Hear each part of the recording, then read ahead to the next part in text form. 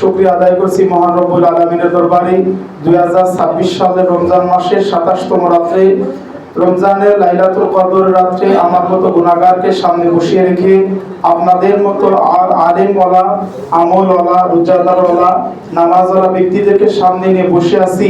আল্লাহ রাব্বুল আলামিন জীবনের কোন আমল যদি কবুল না করে, আজকের এই মৌলিয়াত, এই মজলিসের কারণে, এই জলসার কারণে আল্লাহ যেন আমাদের জীবনের সমস্ত গুনাহ মাফ করে দেয়, বলেন আমিন। নবীজি সাল্লাল্লাহু আলাইহি ওয়াসাল্লাম সাহাবা আজমাইনদের বয়ান শোনাচ্ছেন।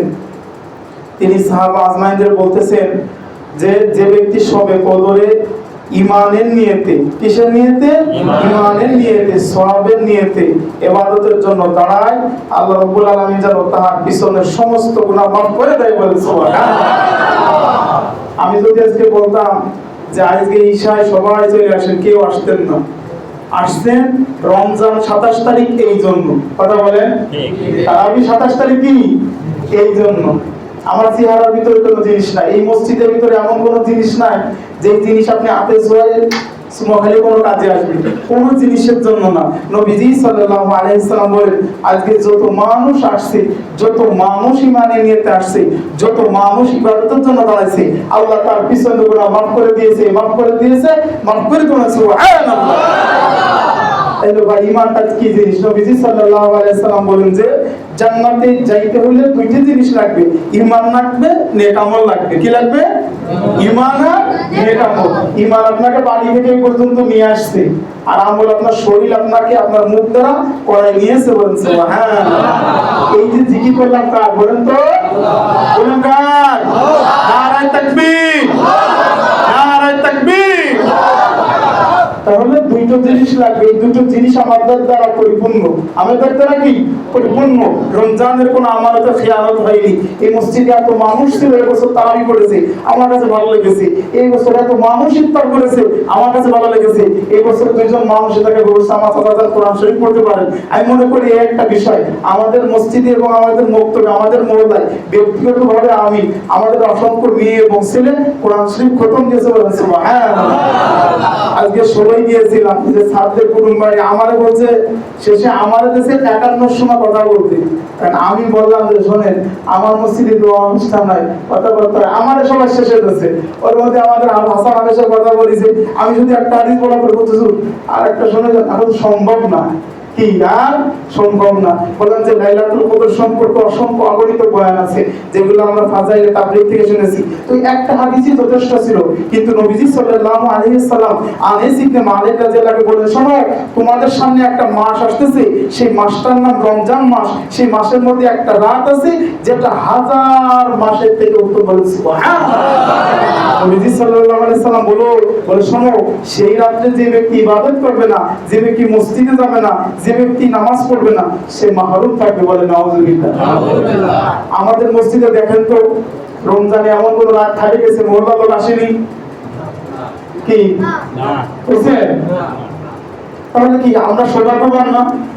আপনি 5 গ্রাম দেখেন, 5টা মসজিদ দেখে যদি এটা বলতে না পারেন, তাহলে আমার আপনার যে শাস্তি দেবেন সেটা আমি মেনে নেব ইনশাআল্লাহ। আমি সামনে রেখে এটা করি। নবীজি সাল্লাল্লাহু আলাইহি সাল্লাম বলেন, আল্লাহ কোরআনে বয়ান করেছে সূরা মুজাদালি, যখন মানুষ জাহান্নামে থাকবে, এই জাহান্নামীদেরকে জিজ্ঞাসা করা হবে, তখন শোনো ফেরেশতারা তোমাদেরকে কিসে এই জাহান্নামে নিয়ে আসছে? কি জিজ্ঞেস করবে? তোমাদেরকে কিসে জাহান্নামে নিয়ে আসছে? বলবে ক্বালু নামলাকু মিনাল মুসাল্লিন। সূরা মুদাসসিরে আমি লিখে নিয়ে আসছি 42 এবং 43 নম্বর আয়াত। আল্লাহ রাব্বুল আলামিন বলেন তার রাসূলের মাধ্যমে যে কিসে তোমাদেরকে জাহান্নামে নিয়ে আসলো? বলো তো কিসে তোমাদেরকে জাহান্নামে প্রবেশ করলো? বলে ক্বালু নামলাকু মিনাল মুসাল্লিন, আমরা সালাত আদায়কারী ছিলাম না, সালাত আদায়কারীর অন্তর্ভুক্ত ছিলাম না, বলে নাউজুবিল্লাহ। নাউজুবিল্লাহ। সালাত মানে নামাজ, সালাত মানে কি নামাজ। মুসল্লি আগের দিন বলেছিলাম যে মুসল্লি মুসলমানের দল, ইমাম মুয়াজ্জিন মুয়াজ্জিনদের দল। আমরা এগুলোর মধ্যে আছি না? সব বলেন আসি না? জোরে বলেন কি আসি কি আসি না? নামাজ পড়ি কি পড়ি না? আমাদের সৌদার বা নামাজ পড়তেছে কি পড়তেছে না? তো বলতেছে যে তোমরা মুসল্লি ছিলে না। এই যে দেখবেন বিভিন্ন সময় সিম কোম্পানিগুলো অফার দেয়, আমাদের জাগলা বাজারে ডাকে বলে আজকে বৃহস্পতিবার রবিবার অমুক সিমে অফার থাকবে একদম ফ্রি। কি বলে একদম ফ্রি? বাস্তবে কিন্তু ফ্রি না। নেওয়ার পরে বাংলা লিংক, গ্রামীণ, এয়ারটেল, রবি ও একটা মালা গলাইছে লই দেয়, দেখি দেয় না। ওই সিমটা আপনি সেটা বললেন, যতদিন আপনি ব্যবহার থাকবেন ওই কোম্পানির গলা মালায় রাখলেন, ওই জিবি টাকা ডোনেট করবেন, ভরবেন, কি বাদ থাকে কোনোদিন? কথা কয় না যে বাদ থাকে কোনোদিন? পড়ে গেছে, মায়ের কাছে বন্ধ হয়ে পড়েছে, ছেলের কাছে বন্ধ হয়ে পড়েছে, কোন জায়গায় ঠিক অনুরূপ ভাবে বলতেছে, যদি কেউ ব্যক্তি মুসলমান হয়ে মসজিদে আসে, নামাজ পড়ে, এই যে একটা গলা মালাই নিল, অনেক মানুষ রমজানের আগে আসতো না, কিন্তু আসছে, একটা লজ্জা হয়ে গেছে, আবার আসবে, একশো মাসে মুসলমান হবে, মুমিন হয়ে জান্নাতে যাবে, সুবহানাল্লাহ। কিন্তু একদিনে তো হওয়া সম্ভব না, এই জন্য কি হতে হবে? মুমিন মুসলমান হতে হবে। আল্লাহ যেন আমাদের সকলকে পাক্কা খাঁটি মুমিন মুসলমান হওয়ার তৌফিক দান করে, বলেন আমিন। বলেন আমিন। আর লাইলাতুল কদরের দোয়া অনেকে জানেন, অনেকে করবেন। আমাদের মসজিদের মক্তবে 3টা কোরআন খতম হবে, ওরা ওদের 29 তারিখ খতম হবে। বাদ বাকি অনেকগুলো হয়ে গেছে, আমাদের যেন আজান দোয়া চেয়েছে, এবার শুরু হয়েছে, অনেকের খতম হয়েছে। আমরা সবাই যেন আজিজুল বার মেয়ের হয়েছে, অনেকের খতম শেষ হয়ে গেছে। আমি মনে করি যে এখানে যে কোনো একটা ব্যক্তির খতম শেষ হওয়ার মাধ্যম দিয়ে যদি দোয়া করতে পারি, তো আমাদেরটা হওয়া লাগবে, বলুন আলহামদুলিল্লাহ। আমি আজকে এবং গতকাল কামরুল মাদ্রাসায় গেছিলাম, ওরা 1 থেকে 10টা করে প্রথম যে চেষ্টা করেছে, আমি একটা চেষ্টা করি না, আমাদের যে ছেলে মেয়ে আছে এরা যদি বলি যে কত পড়া লাগবে, আলহামদুলিল্লাহ 10টা পড়তে পারে। এটা আপনাদের প্রাপ্য, এটা কি আপনাদের?